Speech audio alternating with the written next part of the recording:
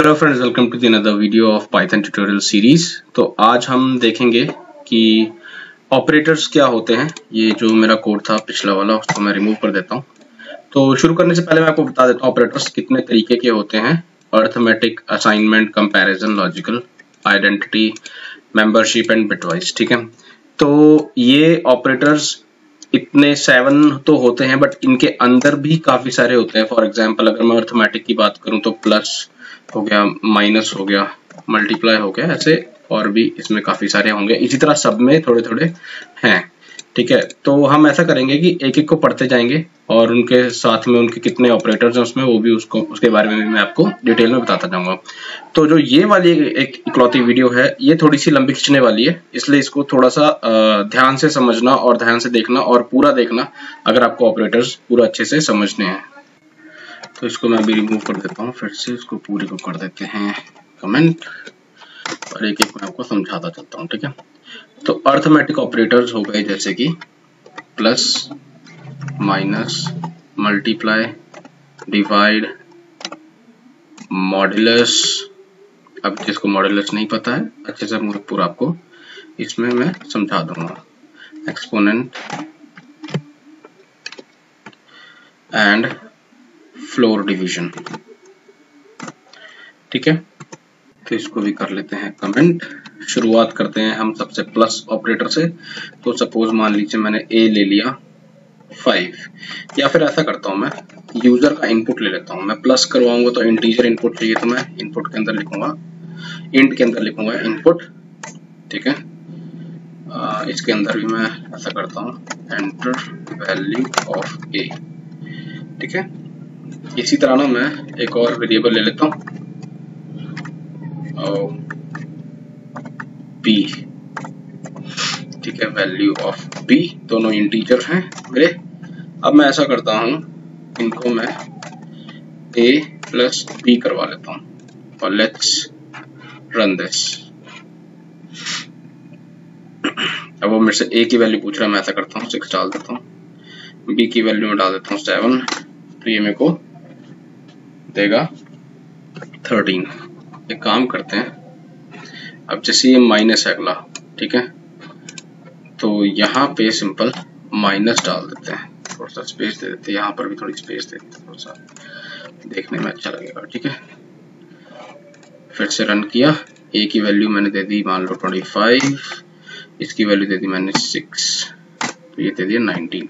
फिर से रन करते हैं, देखते हैं जरा आपके बड़ा नंबर देते हैं और b को उससे भी बड़ा देते हैं, फिर क्या आता है वैल्यू -51। ठीक है, अब यहाँ पे मैं इसको हटा के मल्टीप्लाई करता हूँ। ठीक है, देखते हैं क्या होता है। चलो 480 मल्टीप्लाई बाय 68। ठीक है, तो ये हो गया मल्टीप्लिकेशन ऑपरेटर। ठीक है, अब इसके बाद आता है मेरा डिवाइड का। ठीक है, तो डिवाइड में यहां पर ये मुझे रिमाइंडर देता, रिमाइंडर नहीं देता है, क्वोशिएंट देता है।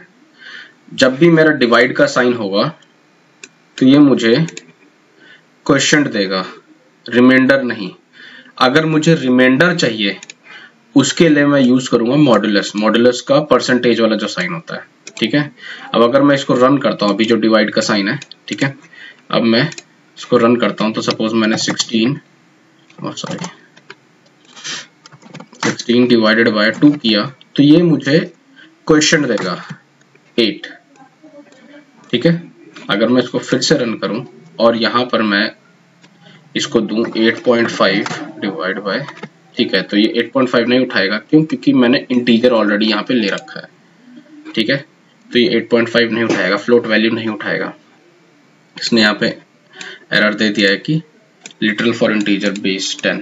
ठीक है, अब अगर मुझे चाहिए इसका रिमाइंडर, तो यहाँ से इसको हटा के मैं परसेंटेज कर लूंगा और फिर से रन करूंगा मैं, तो मैं 16 डिवाइड बाय 8 करूंगा, तो मेरे पास रिमाइंडर आ जाएगा इसका 0। ठीक है, अब इसके बाद आता है मेरे पास एक्सपोनेंट कह लो या एक्सपोनेंशियल कह लो। ठीक है, एक ही बात है, मतलब रेज टू द पावर। ठीक है, अब अगर मान लो मैं यहाँ पर डबल स्टार डाल के इसको ऐसे कर दूं, a में डाल दूं 5 की पावर 3 टाइम्स, तो 5 को 3 टाइम्स अगर हम करें 5 5 25, 25 5 125, तो वही होना चाहिए। ठीक है, ये हो गया एक्सपोनेंशियल। अब इसके बाद आता है मेरा फ्लोर डिवीजन। ठीक है, अब फ्लोर डिवीजन क्या करता है, आइए देखते हैं। पहले रन करते हैं इसको।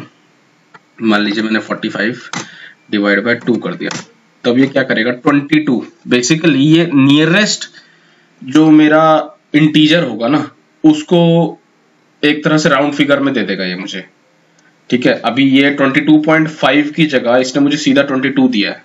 ठीक है, अगर ये 22.6 होता तो 23 जाता। ठीक है, तो ये थे कुछ अर्थमेटिक बेसिक ऑपरेटर्स। अब हम देखते हैं असाइनमेंट ऑपरेटर्स को।